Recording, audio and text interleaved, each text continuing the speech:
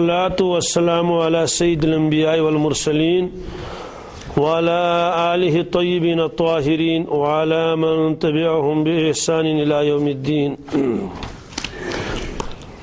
أما بعد، صراط الذين أنعمت عليهم غير المغضوب عليهم ولا الضالين آمین. کل آمین کی بات آئی تھی، آپ حضرات کو ذہن میں ہوگا، اس کا خلاصہ میں بتاتا ہوں. آمین یہ اسم فعل ہے، اس کی بحث تو آ گئی. اس کا ترجمہ ہے استجب لنا، یا اللہ ہماری اس دعا کو قبول فرما لیجئے، یا لا تخبب رجاءنا، یا اللہ ہمیں نامراد نہ کر. یا اس کا ترجمہ استجب دعاءنا، یا اللہ ہماری دعا کو قبول فرما. کون سی دعا؟ وہی جو انسان نے مانگی. الحمد شریف کے بعد آمین کہہ رہا. یا فَلْيَكُنْ كَذَلِكَ، اے اللہ ایسا ہی ہونا چاہیے، ایسا ہی کر دیجئے، جو ہم نے مانگا وہ دے دیجئے. بہرحال یہ تو آئی ہی تھا. یہ بات بھی آئی تھی کہ آمین زور سے پڑھنی چاہیے یا آہستہ. آتمدایا خلاص کے جایز دشیو طریقوں جہرن تھے سرن تھے. البتہ افضل اسمن فرق امام ابو حنیفہ رحمۃ اللہ، امام مالک کے یہاں آہستہ آمین کہنا کیا ہے؟ افضل ہے بسر. شافعی حنبلی کے یہاں جہر ہے. بہرحال یہ سورہ فاتحہ تو مکمل ہو چکی. خلاصہ تو میں انشاءاللہ سورہ فاتحہ کا پھر بتا دوں گا، اس لیے کہ بہت سارے ساتھی کبھی کبھی کام کی وجہ سے نہیں آ پاتے ہیں. علامہ قاضی بیضاوی نے سورہ فاتحہ کے 14 نام گنا ہیں. کتنے؟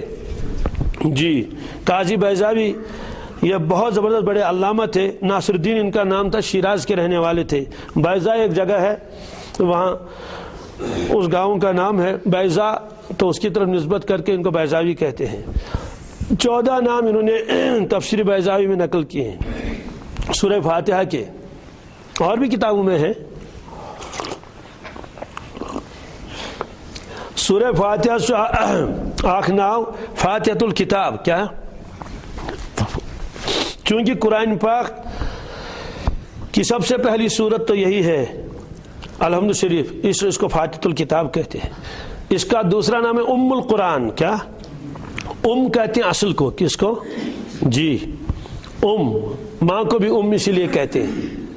ام القرآ، مکہ شریف کو بھی ام القرآ اس لیے کہتے ہیں، تمام بستیوں کی ماں، یعنی مرکز. تو گویا سورہ فاتحہ یہ مرکز ہے. کس کا؟ پورے قرآن پاک کا. تو قرآن پاک کے اندر جتنے مضامین ہیں وہ تو تفصیل ہے سورہ فاتحہ کی، کیونکہ بنیادی طور پر جتنے بھی مضامین سورہ فاتحہ میں ہیں انہی کی وضاحت آگے آ رہی ہے.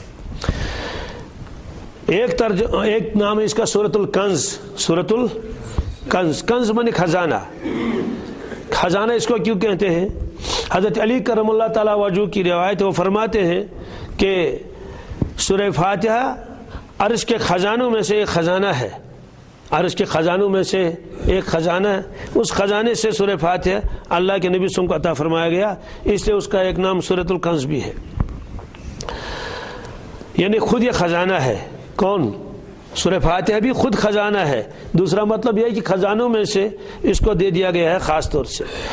اور رسول اللہ صلی اللہ علیہ وسلم فرمایا کہ 2 چیزیں اللہ تبارک تعالیٰ نے مجھے عطا فرمائی ہیں. وہ روایت میں بھی سنا لیتا ہوں کہ 2 نور، ایک سورہ فاتحہ، ایک سورہ بقرہ کی آخری آیتیں. وہ روایت ابھی آئے گی. اسی طرح سے اس کا ایک نام ہے سورۃ الوافیہ. کیا؟ اس کا مطلب کیا ہے؟ پورے طور پر مکمل جو کچھ قرآن پاک میں ہے یہ اکیلی سورت اس کو پورا کرنے والی ہے. تو یہ اس کو فرمایا کہ یہ سورۃ الکنز بھی ہے.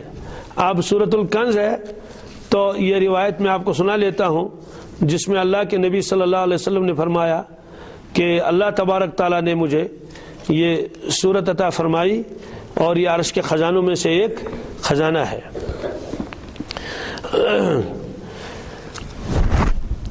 اور 2 نور ہیں. یہ روایت ہے مسلم شریف میں. حضرت ابن عباس فرماتے ہیں کہ حضرت جبریل امین علیہ الصلوۃ والسلام رسول اللہ صلی اللہ علیہ وسلم کے سامنے بیٹھے ہوئے تھے.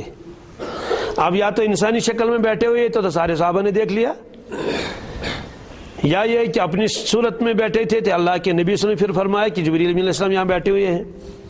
فرماتے ہیں کہ بینما جبرائیل علیہ السلام قاعد عند النبی صلی اللہ علیہ وسلم سمع نقیضا من فوقہ, آپ نے آواز سنی اوپر, اپنے اوپر سے شور سا محسوس ہوا.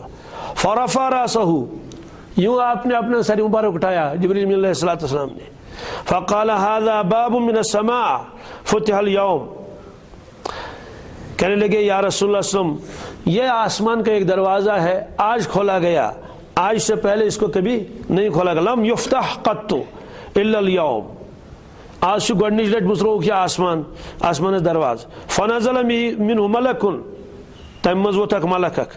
فقال هذا ملک نزل الى الارض, عرض کرو حضرت یا فرشتہ کا آسمان پہ لم ينزل قط الا اليوم, آج سے پہلے کبھی زمین پر آیا نہیں, یعنی آج پہلی مرتبہ یہ فرشتہ آسمان سے آ رہا ہے. فسلم, وہ فرشتہ حاضر ہوا اور انہوں نے اللہ کے نبی صلی اللہ علیہ وسلم کو سلام کیا, سلام کرن.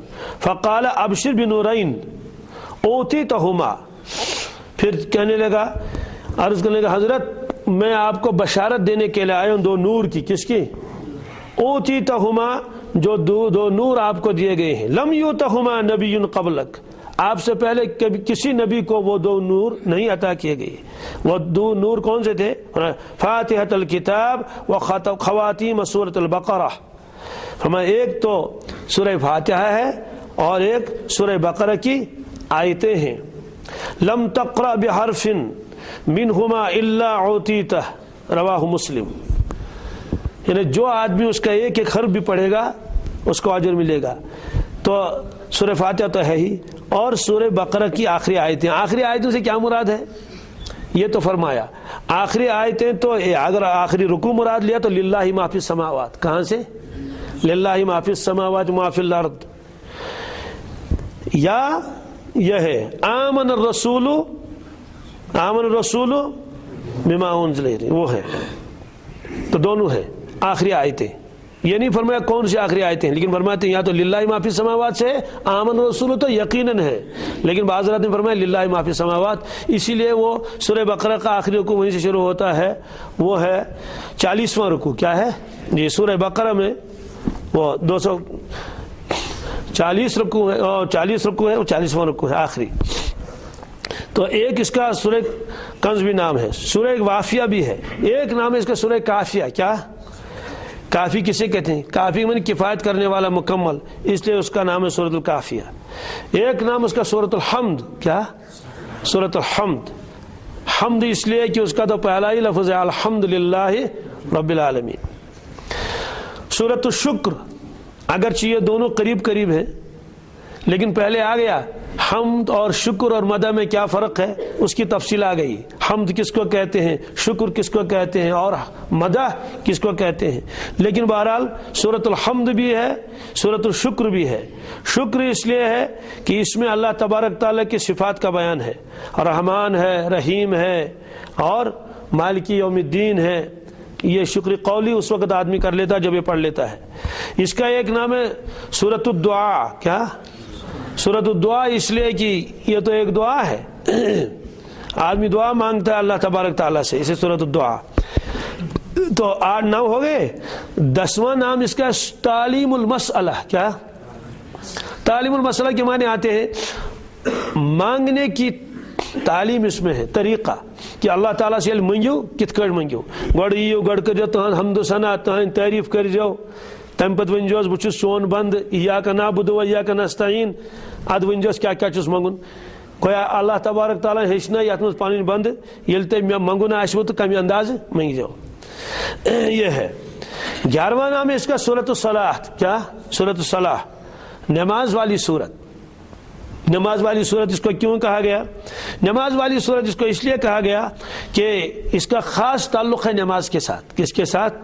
اس کی تشریح انشاءاللہ کل آ جائے گی کہ سورہ فاتحہ کو نماز کے ساتھ کس قدر تعلق ہے. نماز میں تو باقی صورتیں بھی پڑھی جاتی ہیں، علم تر لیلاف، لیکن اگر کوئی علم تر نہ پڑھے نماز تو پھر بھی ہو جائے گی. اگر کوئی لیلاف قریش نہ پڑھے تو نماز تو پھر بھی ہو جائے گی. اگر کوئی سورہ یاسین نماز میں نہ پڑھے نماز تو پھر بھی ہو جائے گی.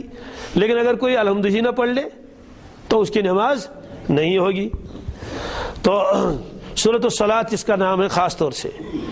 اور 11 ہو گئے. 12واں نام اس کا سورۃ الشافیہ. کیا نام؟ تو اس کے دو ہیں، خلاصہ ایک ہے سورۃ شافیہ و شفا. یہ شفا بخشنے والی ہے کن کو؟ پڑھنے والوں کو. تو وہ شفا والی روایت یہ آ رہی ہے کہ اللہ کے نبی صلی اللہ علیہ وسلم نے فرمایا کہ سورہ فاتحہ اس میں شفا ہے.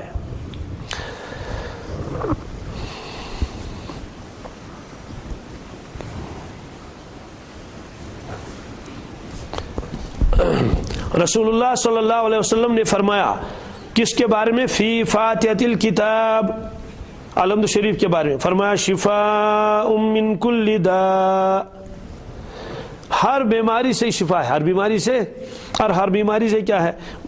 شارحین لکھتے ہیں جسمانی بیمار سے بھی بیماری سے شفا ہے اور روحانی بیماریوں سے بھی شفا ہے. یہ آدمی پڑھتا رہے اس صورت کو تو روحانی بیماریوں سے بھی شفا مل جائے گی. اللہ تعالیٰ کے ساتھ خاص تعلق ہو جائے گا، سارا کفر شرک اس کا دور ہو جائے گا اور جسمانی بیماریوں سے شفا مل جائے گی. اور ایک روایت میں اس کا طریقہ بھی بتایا اللہ کے نبی صلی اللہ علیہ وسلم نے. وہ طریقہ کیا بتایا؟ آپ نے فرمایا کہ سورہ فاتحہ کو 41 مرتبہ پڑھ لو. کتنی مرتبہ؟ سنتوں اور فرض کے درمیان، صبح کی سنتس تو فرضس درمیان 41 مرتبہ بسم اللہ کے ساتھ. کس کے ساتھ؟ بسم اللہ اس کا جز تو نہیں ہے لیکن بسم اللہ برکت کے لیے پڑھنا ضروری ہے اس کے ساتھ.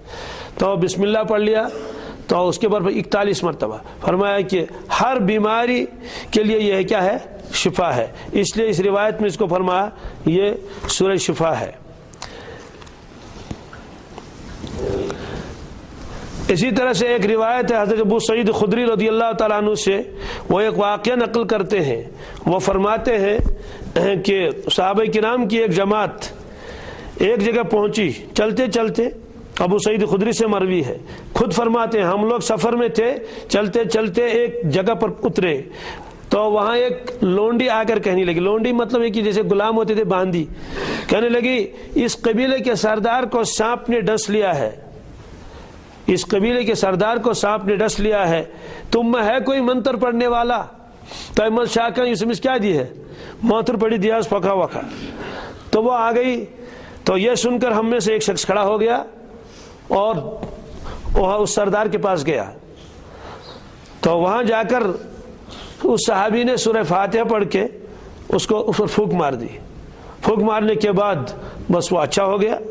تو فرماتے ہیں جب ہم سفر سے واپس آئے تو رسول اللہ صلی اللہ علیہ وسلم سے یہ ماجرا عرض کیا تو آپ نے اس شخص سے دریافت فرمایا کہ تجھے کیوں کر معلوم ہوا کہ سورہ فاتحہ مجھے پڑھنی چاہیے، یہ کیسے پتہ چلا؟ تو انہوں نے عرض کیا کہ حضرت میں نے یہی سورت پڑھ کے اس کو دم کر لیا تو اس کو کیا مل گئی؟ شفا مل گئی، تو وہ ٹھیک ہو گیا. ایسے صاحب ابن یزید رحمۃ اللہ رضی اللہ تعالیٰ فرماتے ہیں کہ رسول اللہ صلی اللہ علیہ وسلم کی خدمت میں مجھ کو لے گئے. کون ساتھ تھا؟ تو آپ نے سورہ فاتحہ پڑھ کر مجھ پر دم کیا، پھونک مار دی. دم کرنے میں پھونک دن. اور آفات و بلاؤں سے محفوظ رہنے کے لیے یہ سورت پڑھ کر میرے منہ میں تھوڑا لعاب بھی ڈال دیا، لعاب دہن بھی ڈال دیا. تو یہ روایت اس میں ہے طبرانی میں، یہ والی روایت جو حضرت صاحب بن یزید فرماتے ہیں. تو خلاصہ یہ ہے کہ سورہ فاتحہ کا ایک نام فرمایا یہ کیا ہے؟ اس میں شفا ہے. ایسے ہی سورہ فاتحہ کے ایک نام مبارک ہے سبع مثانی. کیا؟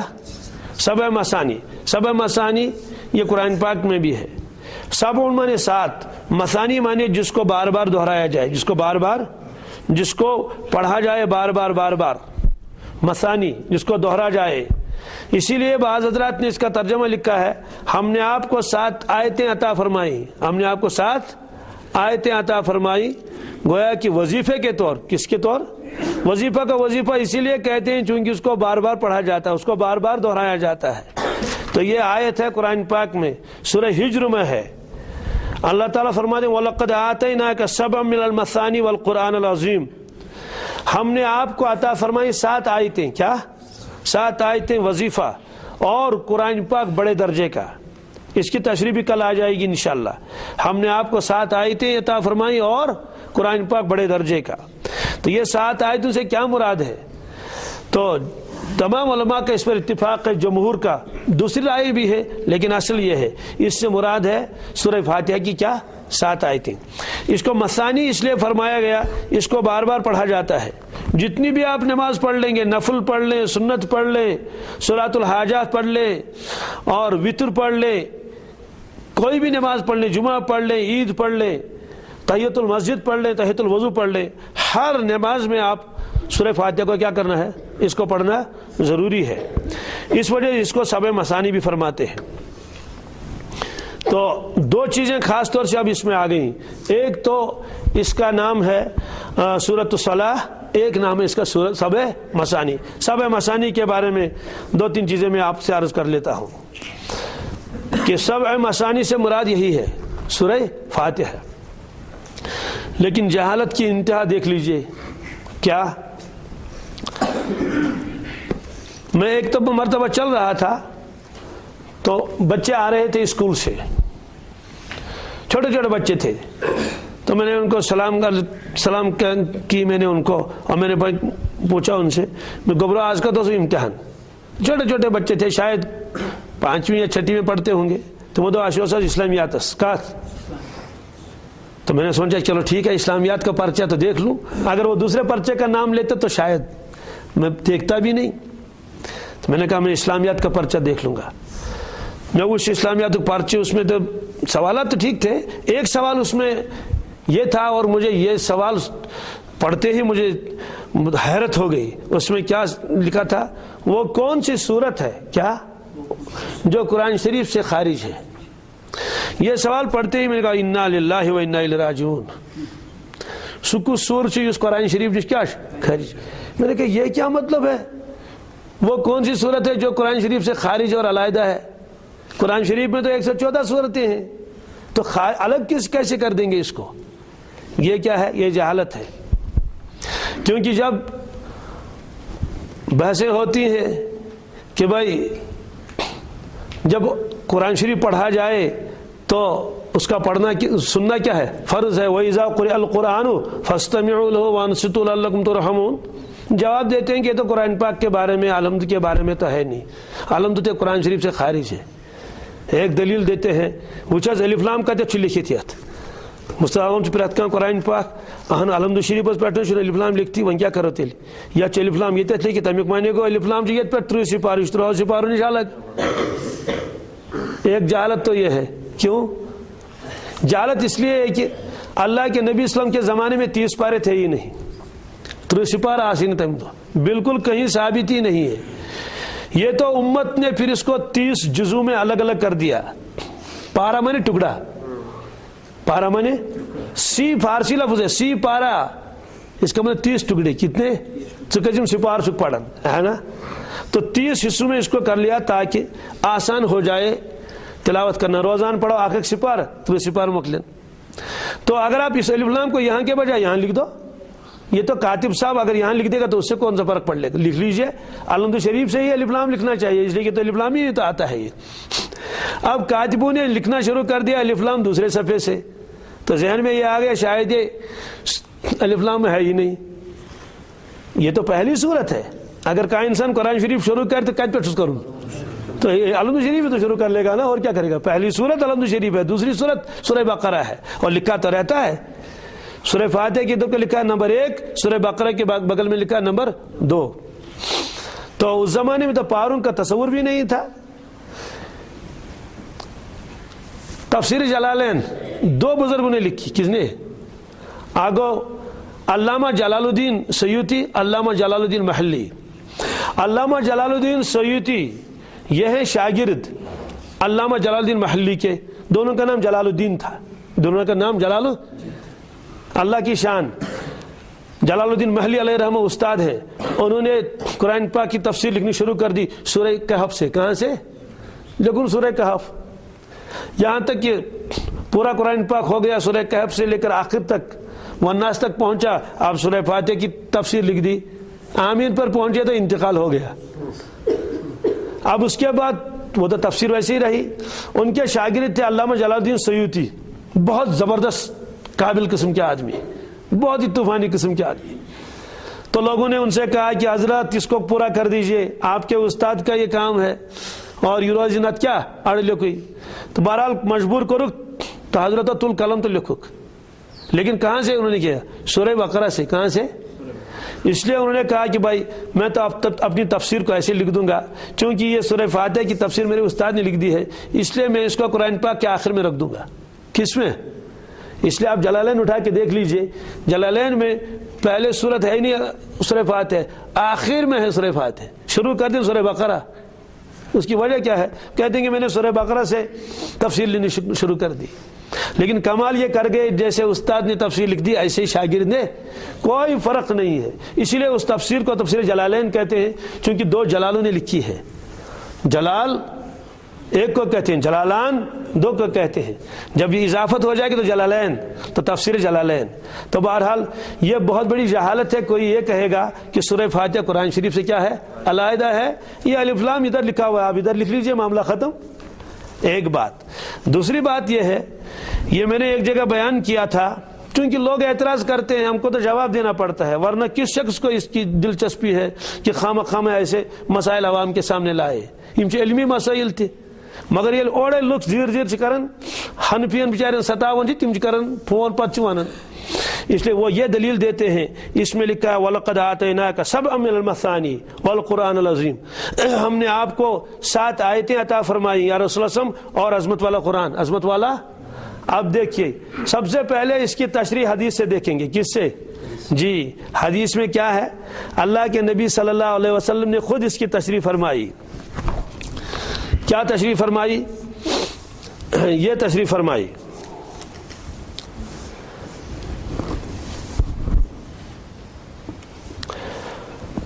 حضرت ابو ہریرہ فرماتے ہیں رسول اللہ صلی اللہ علیہ وسلم نے فرمایا حضرت ابی بن کعب سے، فرمایا کہ ابی بن کعب نماز میں کیا پڑھتے ہو، کس طرح پڑھتے ہو؟